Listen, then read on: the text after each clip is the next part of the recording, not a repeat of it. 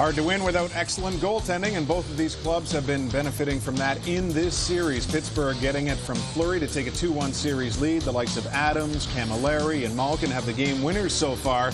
Who will emerge as the next hero? Brent Wallace says all eyes were on this man Wednesday in Montreal. Full practice is always a good sign, and feeling good. So we'll see what happens. Wearing full gear, Jordan Staal took to the ice for his first full practice since suffering a cut on the top of his foot in Game 1. The Penn star skated for about 50 minutes. Early speculation was Staal was going to be shelved for an indefinite period of time. And while Dan Bilesma caught himself from declaring his third-line setter ready for Game 4, it hasn't been ruled out.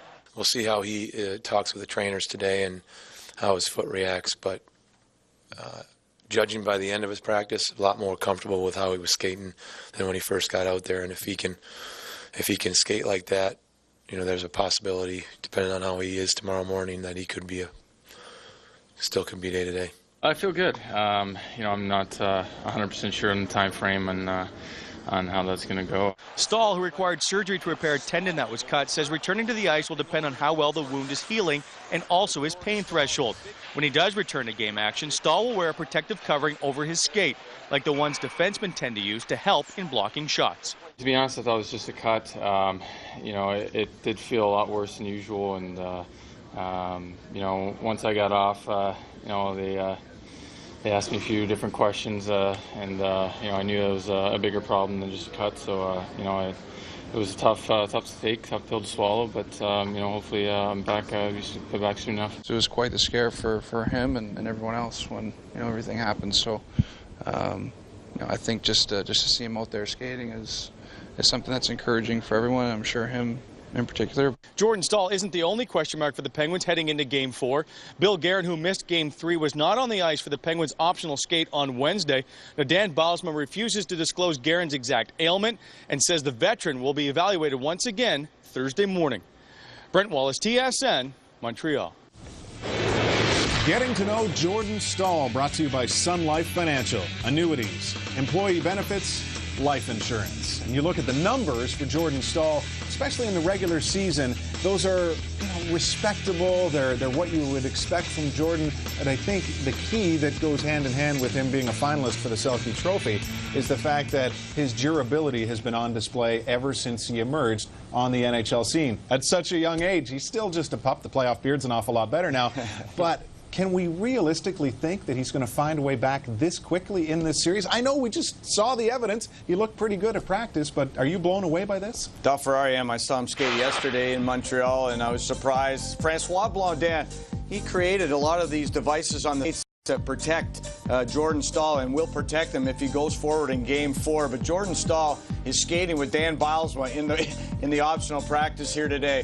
I'd be awfully surprised with the Penguins up in the series 2-1 if they would put Jordan Staal in any kind of position that would jeopardize his long-term availability in this playoffs. Mike, it's hard to know exactly what type of risk we'd be talking about in this situation, but take us through what a player might be dealing with and how you would try and alleviate any of the pain, the problem that you may have putting a boot on top of a foot that has just been operated on. Well, clearly they've answered the question about whether the tendon can be injured again, and obviously that's going to be safe. But then it's just managing the cut on the top of his foot. You saw the plastic boots that he had on top of the laces, which can be somewhat cumbersome, but they definitely protect you. A lot of shot blockers wear it. And then they might shave out a little bit of the inside of the tongue, give him some more room, and then put some foam bubble wraps around it to, again, try to alleviate the pressure that the boot would place on the actual cut or the stitches, the sutures, whatever's in there. And then try to manage it, maybe freeze it up a little bit.